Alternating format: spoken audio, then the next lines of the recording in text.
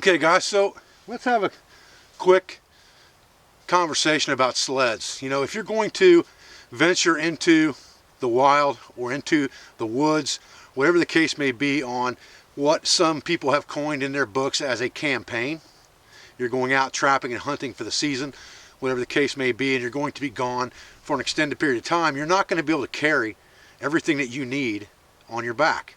It's just not going to happen. You're going to need some type of conveyance, and we've talked a little bit about that in other videos. Or you're going to have to make multiple trips from a rural area to a base camp area. So the way you can avoid that in the wintertime is you can use some type of conveyance like a sled. And sleds are very conducive for trap line running because they're so multifunctional. Once I get that gear to my base camp, I can then use that sled to drag around my trap line, bring back fur. I can use that sled to haul firewood. I can use that sled to collect water in. I can use that sled for a whole lot of things. It can become part of a waterproof cover if needs be in a very, very heavy downpour. But it will do a lot of things for you. The key to this is how you set your sled up. Now, my buddy Brian Manning, Snow Walker, is his channel, and it's on the right-hand side of my main page. He's one of the instructors at the Pathfinder School. Did a very good video on how to set up a sled to tie things into that sled to use it for a conveyance for your gear. There's a little bit of a modification I've done to this sled that I wanted to talk about in this video that wasn't covered in that video. Now, I'm not going to go over the contents of the sled, but for sake of purpose, we'll discuss the fact that there are compartmentalized, excuse me, my mouth's getting cold, guys, pretty chilly out today, containers within that sled. In the back of that sled is the heaviest article, which is my trap bag.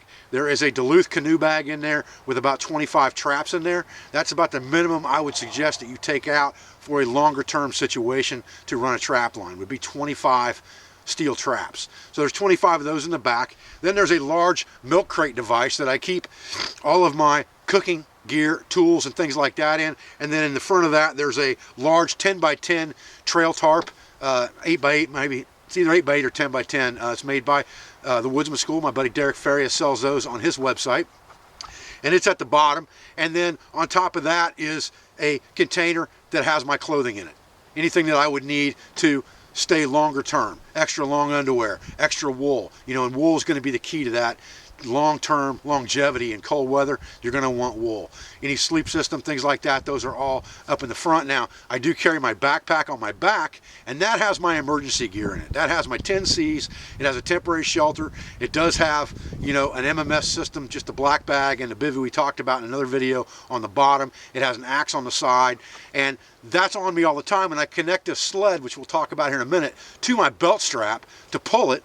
But if something were to happen where I had to cut that sled loose, or I lost that sled, something were to happen where it fell through the ice, anything like that, I've still got my minimum kit on my back. And that's important to understand and remember. And then, of course, once I'm at base camp, that kind of stuff, some of that can be left at base camp so that that pack can be used for a trap line trap basket. Another very, very good use for that pack is to be used as a trap basket.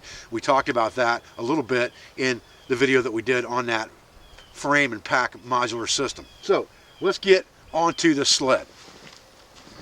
What I've got here, I'm going to pull it up here so you guys can see it. And believe me, this thing pulls like a dream in the snow. I mean, it is like no problem at all to pull in the snow. And I hope you guys, make sure I'm getting this in the video for you.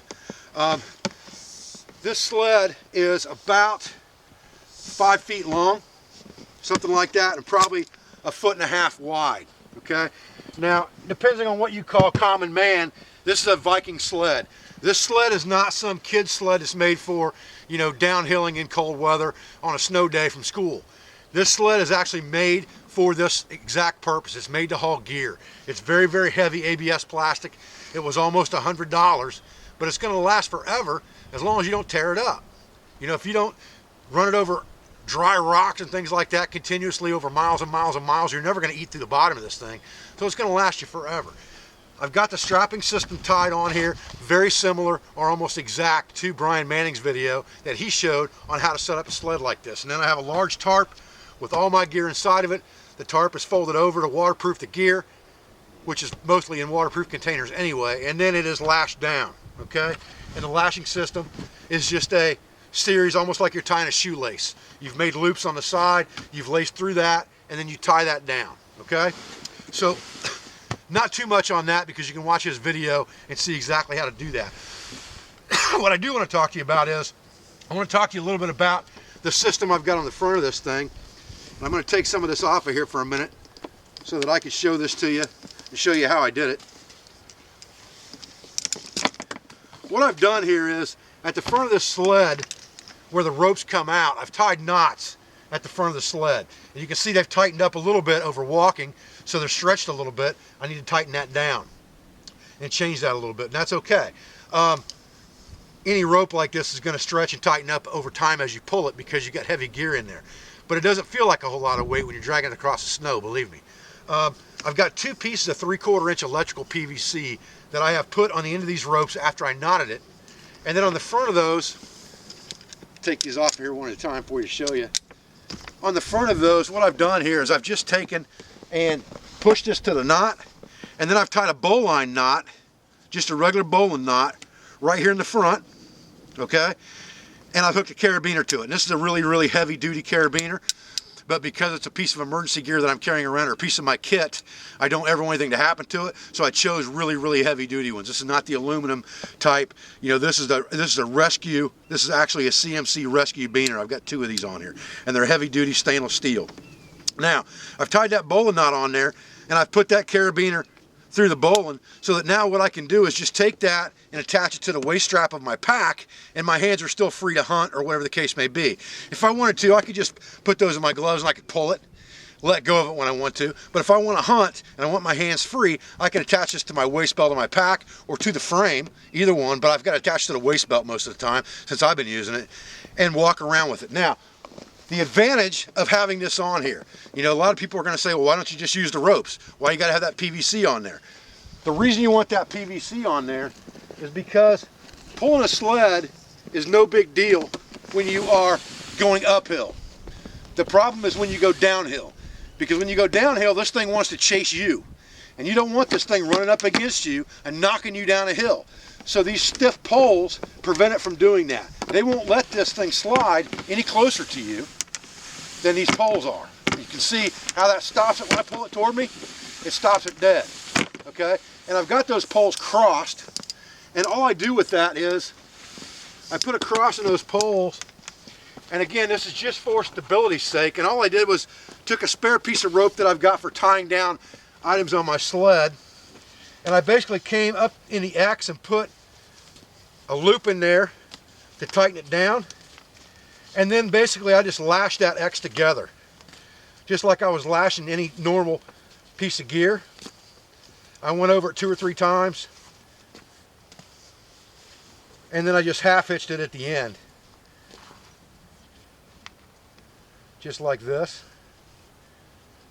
and pulled all of that tight, just like that, okay? And that locks it in, and now I've got that X pattern right there, and I can tie these off so it doesn't come undone. That's not a big deal. You can come around one side of this thing, come around the other side here, and tie a knot in that thing if you want to, just to make sure it's not going anywhere.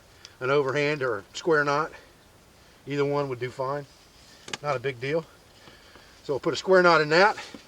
Now we've got this thing in X fashion, and what we can do is we can take this thing and put it right on our side, and it provides stability that way, okay, when we turn. And because this PVC's got some flexibility to it, okay, it's not going to break. This electrical PVC is really strong.